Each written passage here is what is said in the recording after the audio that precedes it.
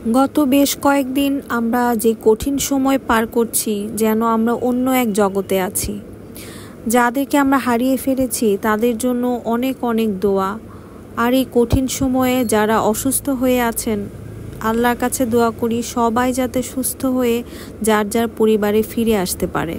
আমাদের পৃথিবীটা যেন আগের মতো সুন্দর স্বাভাবিক হয়ে ওঠে। সবাই যাতে আমরা যার যার পরিবারের সাথে অনেক অনেক বেশি ভালো থাকতে পারি। আসসালামু আলাইকুম, সবাই কেমন আছেন? আলহামদুলিল্লাহ, আমি অনেক ভালো আছি। আসলে অনেক ভালো আছি বললে ভুল হবে, কিন্তু কেমন আছি এর উত্তর আমরা সবাই আসলে ভালো আছি বলে থাকি। পরিবেশ সব কিছু এখন কেমন যেন বদলে গেছে, সব কিছু একটা আতঙ্কের মধ্য দিয়ে যাচ্ছে। তারপরও আমাদের জীবন যেন থেমে থাকছে না। ব্লগ যেহেতু আপনাদের সাথে আমি শেয়ার করি, তো বেশ কিছু জমে থাকা ব্লগ আপনাদের সাথে তো শেয়ার করার কথা ছিল। আর এই ব্লগটা হচ্ছে ঈদের ঠিক 10-12 দিন পরের ব্লগ। সব কিছু স্বাভাবিক ছিল তখন, আমরা সুন্দর মতো ঈদ পালন করলাম। ঈদ শেষ করে এরপর হঠাৎ একদিন আমার বড় বোনের বাসায় যাওয়ার জন্য আপু ফোন করে বলল যে আজকে তার বাসায় যেতে হবে, কারণ সে তার শুটিংয়ের জন্য আজকে সারাদিন ব্যস্ত থাকবে। তো আমিও হুটহাট বেরিয়ে গেলাম, এবং এই স্বপ্নের মেট্রো রেলে আমরা যে কবে চড়তে পারবো তাও জানি না।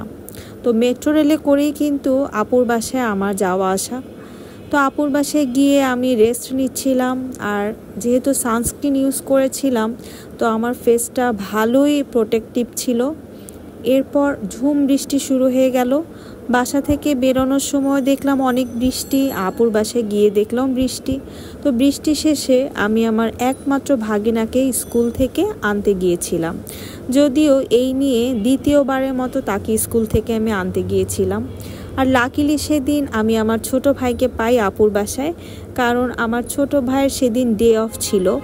তো সারাদিন তাদের দুজনের সাথেই আমার সময় কাটানো হয়েছিল। সেদিন আসলে কিছুক্ষণ তাদের সাথে থাকার জন্য আমি গিয়েছিলাম, কারণ সন্ধ্যায় আমাকে আবার বাসায় ফিরতে হবে।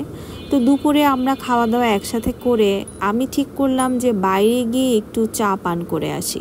তাদের দুইজনকে জোর করেই মূলত বের করিয়েছিলাম।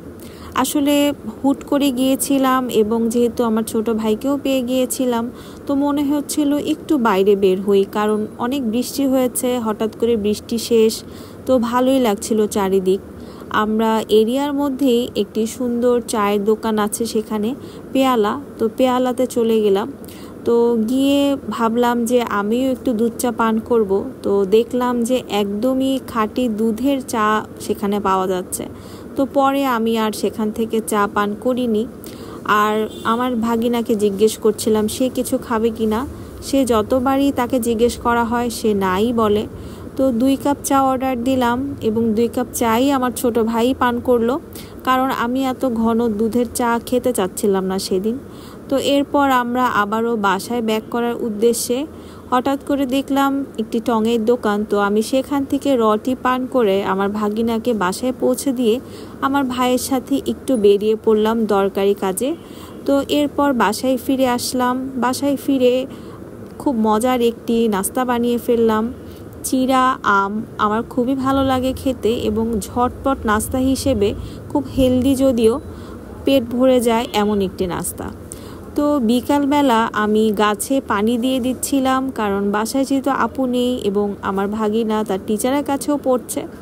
তো আমার কাছে মনে হলো যে একটু স্কিন কেয়ার করা দরকার। আপুর কাছে দেখলাম যে একটি ভালো ফেশিয়াল মাস্ক আছে, তো আমি সেটা একটু অ্যাপ্লাই করে নিলাম।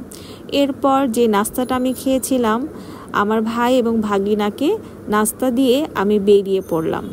যেহেতু আমার আজকে গ্যাস্ট্রিকের ডাক্তারের অ্যাপয়েন্টমেন্ট ছিল, তো আমি বাসায় এসে আবারও বেরিয়ে গেলাম, এবং ঠিক টাইম মতো পৌঁছে গেলাম ডাক্তারের চেম্বারে।